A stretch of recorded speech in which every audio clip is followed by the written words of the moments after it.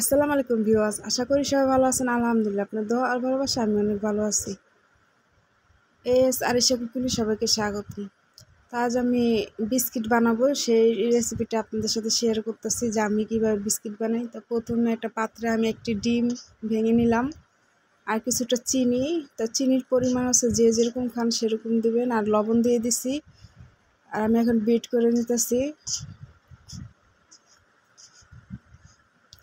তো এই যে চিনিটা গলে গেছে,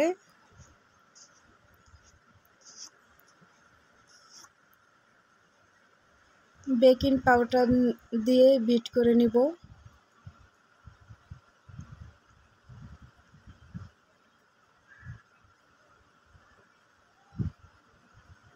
তো এখানে 1 কাপ পরিমাণের আটা আছে। তো অতটা আটা লাগে নাই, এই যে আপনারা দেখলেই বুঝতে পারবেন যে কতটুকু আটা লেগেছিল।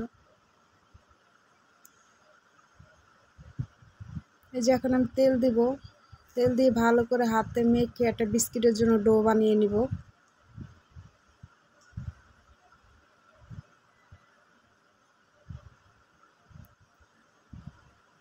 তো আমার এই ডোটার ভিতরে একটু নরম হয়ে গেছিলো, তাই আমি আর একটু আটা দিয়ে এই যে এরকম বানিয়ে নিলাম।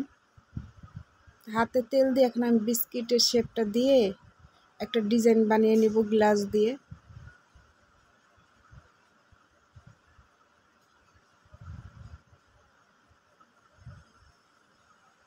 এই যে গ্লাসটা দিয়ে এই ডিজাইনটা বানিয়ে নিতেছি।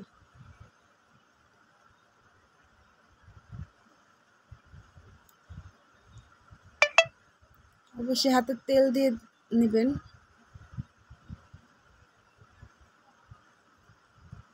এই চুলার উপরে আমি একটা কড়াই বসিয়েছিলাম। তো কড়াইয়ের উপরে আমি ওই একটা প্লেটের ভিতরে বিস্কিটটি নিয়েছিলাম, তা ঢেকে দিছি।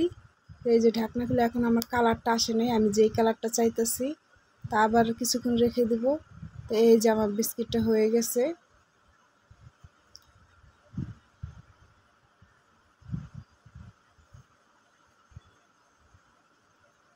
এই যে বিস্কিটটা ভেঙে দেখালাম। তো সবাই ভালো থাকবেন। আল্লাহ হাফেজ।